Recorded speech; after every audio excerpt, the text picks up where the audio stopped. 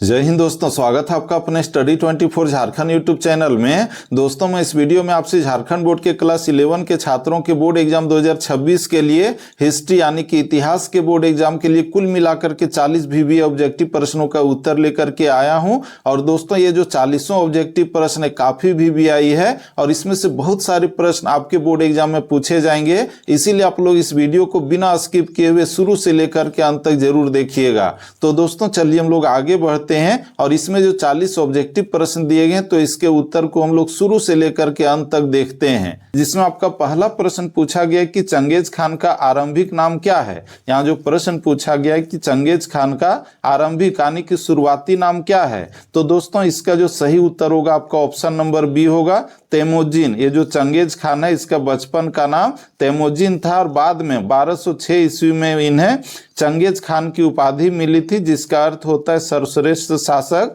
या फिर महान सम्राट। तो इस तरह से हम लोगों ने पहले प्रश्न के उत्तर को देखा। इसका दोस्तों आपका दूसरा प्रश्न पूछा गया कि वह कौन सा साम्राज्य जो विश्व के 3 महादेशों में फैला था।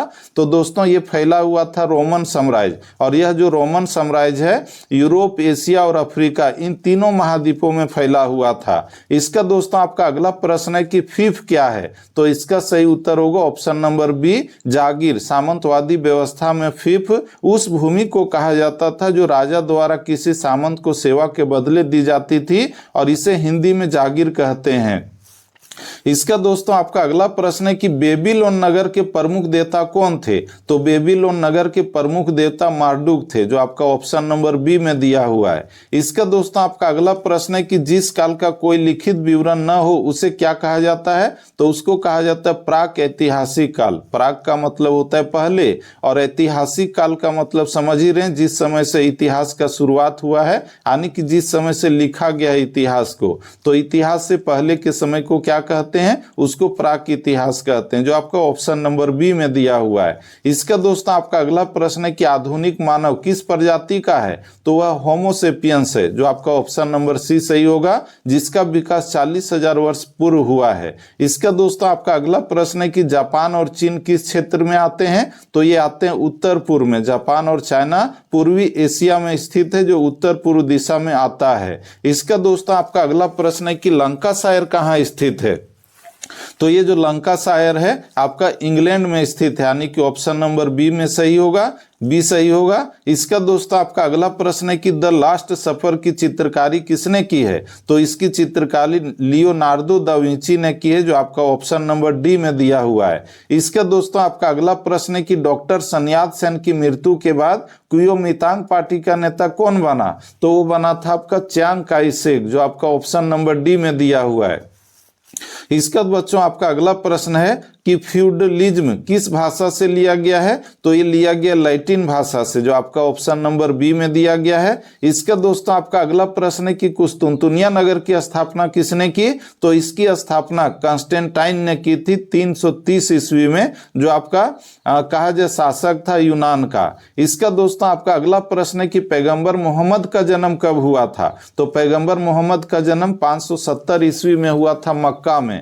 इसका दोस्तों आपका अगला प्रश्न है कि पुनर्जागरण किस देश से आरंभ हुआ, तो ये आरंभ हुआ था इटली के फ्लोरेंस शहर से। और दोस्तों इसका जो शुरुआत हुआ था कब हुआ था, 13वीं या 14वीं शताब्दी में। आप लोग कमेंट जरूर कीजिएगा।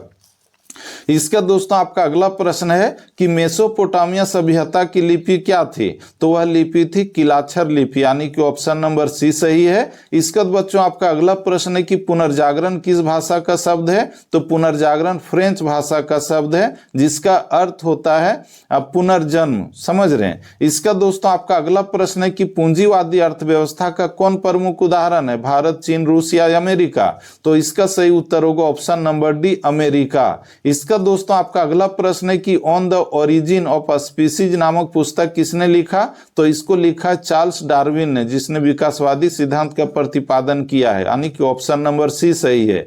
इसका बच्चों आपका अगला प्रश्न है कि छापाखाना का आविष्कार किसने किया, तो छापाखाना का आविष्कार गुटेनबर्ग ने किया, जो आपका ऑप्शन नंबर सी में दिया हुआ है। इसके बाद हम लोग आगे बढ़ें तो आपका इसमें एक चीज और आप लोगों को बता दें कि छापाखाना का जो आविष्कार हुआ था वो 15वीं शताब्दी में हुआ था, समझ रहे हैं। इसके बाद बच्चों आपका अगला प्रश्न है कि पादुआ विश्वविद्यालय कहाँ स्थित है, तो ये आपका इटली में स्थित है। इसके बाद आपका अगला जो प्रश्न पूछा गया है वो आपका पूछा गया है 21वां प्रश्न, जिसमें हम लोग देखें तो इसमें दिया गया कि जापान में पहली बार महिलाओं को मतदान का अधिकार कब मिला, तो 1946 ईस्वी में। जापान में द्वितीय विश्व युद्ध के बाद 1946 में हुए आम चुनाव में पहली बार महिलाओं को मतदान का अधिकार मिला और यह जापान के लोकतांत्रिक सुधारों का महत्वपूर्ण चरण था। इसके बाद बच्चों आपका अगला प्रश्न है कि औद्योगिक क्रांति शब्द का प्रयोग किस विद्वान ने पहली बार किया था, तो इसका प्रयोग किया था आर्नोल्ड टायनबीम ने। और आप लोगों को बता दें कि ये जो औद्योगिक क्रांति है इसका शुरुआत सबसे पहले कहां से हुआ था, इंग्लैंड से हुआ था, सूती वस्त्र उद्योग से। इसका दोस्तों आपका अगला प्रश्न है कि तुर्कों ने कुस्तुनतुनिया पर जीत कब हासिल किया, तो ये किया था 1453 ईस्वी में, यानी कि ऑप्शन नंबर बी सही है। इसका आपका अगला प्रश्न है कि रोम किस नदी के तट पर स्थित है, तो रोम जो है टाइबर नदी के किनारे स्थित है, जो इटली की राजधानी है। इसका दोस्तों आपका अगला प्रश्न है कि पुरुष भिक्षु को क्या कहा जाता है, तो उसको कहा जाता है मोंक को, और वहीं पर जो स्त्री भिक्षु होती है उसको क्या कहा जाता है, तो उसको नन कहा जाता है। तो इस तरह से हम लोगों ने इस प्रश्न के उत्तर को भी देखा। इसका दोस्तों आपका अगला प्रश्न है कि सर्वप्रथम भाप इंजन का आविष्कार किसने किया, तो उसका आविष्कार किया था थॉमस न्यूकोमेन ने, समझ रहे हैं। और उसमें जो है परिवर्तन किया था या फिर सुधार किया था, मॉडिफाई किया था, उसका नाम है जेम्स वाट। इसका दोस्तों आपका अगला प्रश्न है कि कृषक द्वारा चर्च को फसल का 10वां भाग देना पड़ता था, जिसे कहते थे क्या, तो उसको कहा जाता था टाइथ या फिर टोथ, जो आपका ऑप्शन नंबर सी में दिया हुआ है। इसका दोस्तों आपका अगला प्रश्न है कि प्रति धर्म सुधार आंदोलन के प्रतिपादक कौन थे, तो वे थे मार्टिन लूथर, यानी कि यूरोप में जो ईसाई धर्म था, कैथोलिक धर्म, तो उसमें सुधार के लिए जो आंदोलन चलाया गया था तो उसको प्रोटेस्टेंट धर्म कहा जाता है या फिर प्रोटेस्टेंट आंदोलन कहा जाता है। इसका शुरुआत किसने किया था, तो ये किया था मार्टिन लूथर ने। इसका दोस्तों हम लोग आगे बढ़ें तो आपका अगला प्रश्न पूछा गया कि चीन में गणतंत्र की स्थापना किसने की थी, तो चीन में गणतंत्र की स्थापना 1949 में हुआ था और इसकी स्थापना किया था माओ त्से तुंग ने, जो आपका ऑप्शन नंबर डी में दिया हुआ है। इसका दोस्तों हम लोग आगे बढ़ें तो आपका जो अगला प्रश्न पूछा गया है कि डिवाइन कॉमेडी किसने लिखा है, तो डिवाइन कॉमेडी को दांते ने लिखा है, जो आपका ऑप्शन नंबर सी में लिख दिया गया है।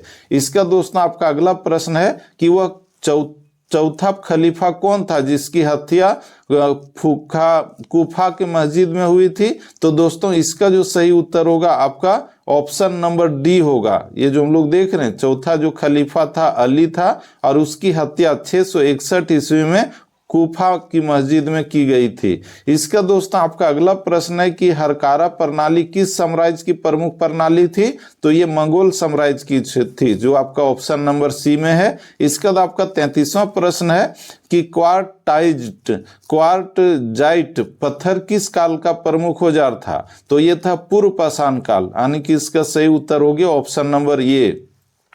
इसका दोस्तों आपका अगला प्रश्न है कि मिड समर नाइट ड्रीम किसने लिखा, तो इसको लिखा है शेक्सपियर ने, जो इंग्लैंड के बहुत बड़े जो हैं फिर कहें कि विख्यात कवि थे।